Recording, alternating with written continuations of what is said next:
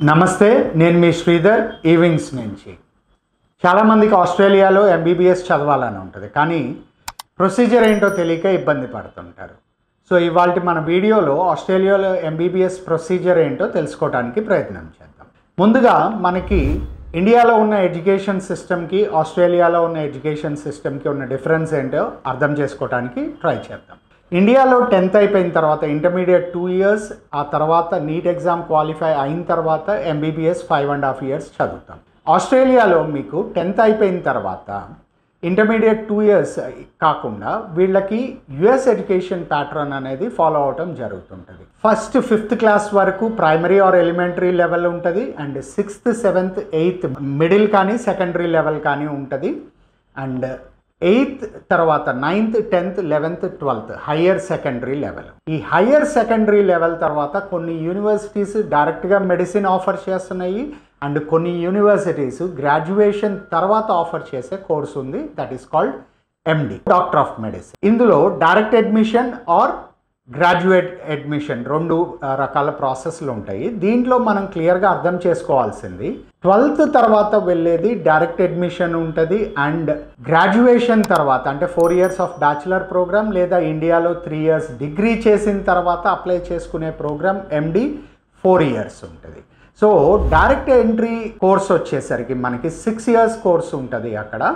So ఈ 6 years కోర్స్కి వెళ్ళాలి అనన్నా లేకపోతే ఆఫ్టర్ గ్రాడ్యుయేషన్ కోర్స్కి వెళ్ళాలి అనన్నా ఉండే ప్రొసీజర్ ఏంటి? గ్రాడ్యుయేషన్ ఎంట్రీ కోర్స్కి వెళ్ళాలి అనుకున్నప్పుడు మనకి యూక్యాట్ అని ఒక ఎగ్జామ్ ఉంటుంది. యూక్యాట్ వేరు, ఆస్ట్రేలియా అండ్ న్యూజిలాండ్కి సంబంధించిన యూక్యాట్ వేరు. సో ఈ యూక్యాట్ అనేది ucat.edu.au వెబ్సైట్లో మనం యూక్యాట్ ఎగ్జామ్కి సంబంధించిన రిజిస్ట్రేషన్ చేసుకోవాల్సి ఉంటుంది.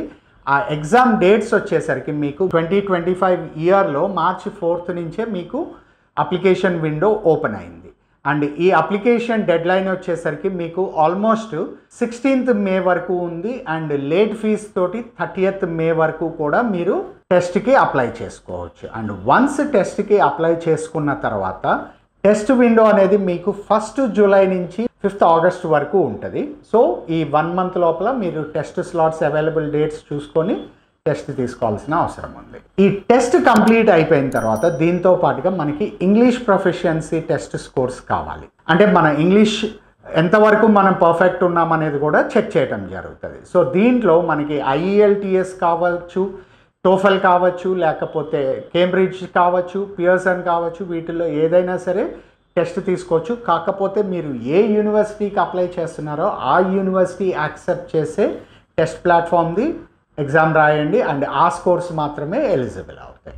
నా ఈ యూక్యాటే మ్యాండేటరీయా అంటే కాదండి. కొన్ని యూనివర్సిటీస్ గ్యామ్సాట్ అడగచ్చు, కొన్ని యూనివర్సిటీస్ ఎంక్యాట్ అడగచ్చు. సో మీరు చూసుకోవాల్సింది ఎంబీబీఎస్ ఏ యూనివర్సిటీలో చేయాలనుకుంటున్నారో ఆ యూనివర్సిటీ ఎలిజిబిలిటీ ఏంటనేది చూడాలి. అంటే ఏ టెస్ట్ స్కోర్స్ వాళ్ళు యాక్సెప్ట్ చేస్తున్నారో చూసుకొని ఆ తర్వాత ఆ టెస్ట్ మాత్రమే అప్లై చేసుకొని రాసి దాన్ని బేస్ చేసుకునే మీరు యూనివర్సిటీస్కి అప్లై చేయాల్సి ఉంటుంది. ఇందాక మనం చెప్పుకున్నట్టుగా direct entry or graduate entry, ఈ రెండిట్లో వచ్చే డిఫరెన్స్ ఏంటి? డైరెక్ట్ ఎంట్రీ ఇంటర్మీడియట్ తర్వాత వెళ్తాము, డైరెక్ట్ 6 years కోర్సు మనం తీసుకోవటం జరుగుతుంది. అండ్ గ్రాడ్యుయేట్ ఎంట్రీ అంటే గ్రాడ్యుయేషన్, ఇంటర్మీడియట్ తర్వాత గ్రాడ్యుయేషన్ కంప్లీట్ చేసి గ్రాడ్యుయేషన్ తర్వాత మనం మెడిసిన్కి వెళ్తాము, అదే ఎండి కోర్స్, డాక్టర్ ఆఫ్ మెడిసిన్. అయితే ఈ రెండిట్లో ఉన్న డిఫరెన్స్ ఏంటంటే 90% of the universities in Australia ఈ డైరెక్ట్ ఎంట్రీ ఈ కోర్సుని డిస్కంటిన్యూ చేస్తూ డాక్టర్ ఆఫ్ మెడిసిన్ అంటే ఎండి కోర్సు ఆఫ్టర్ గ్రాడ్యుయేషన్ కోర్స్కి మాత్రమే ఎలిజిబిలిటీ తీసుకుంటున్నాయి. అండ్ డైరెక్ట్ ఎంట్రీలో కూడా మీరు డైరెక్ట్గా మెడిసిన్కి అప్లై చేయడానికి ఉండదు. ముందుగా ఏంటంటే బ్యాచిలర్ ప్రోగ్రాంలో అంటే డిగ్రీ ప్రోగ్రాంలో కొన్ని కోర్సెస్ని వాళ్ళు డిఫైన్ చేయడం జరిగింది. ఆ కోర్సెస్లో ఏదో ఒక దాంట్లో మీరు అప్లై చేసుకొని ఆ ఫస్ట్ ఇయర్ కంప్లీట్ అయిపోయే లోపల మీరు ఈ యూక్యాట్ టెస్ట్ కావచ్చు, గ్యామ్సాట్ కావచ్చు, ఎంక్యాట్ కావచ్చు, ఈ కోర్సు అనేది రెడీ చేసుకొని అప్పుడు మాత్రమే మీరు మెడిసిన్కి వెళ్ళాల్సిన అవసరం ఉంటుంది.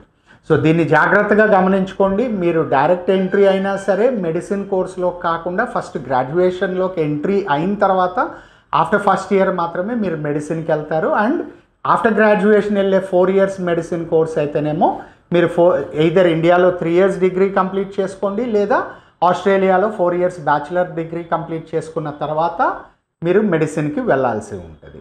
సో ఇది ఆస్ట్రేలియాలో మెడిసిన్ చదవడానికి సంబంధించిన ప్రాసెస్.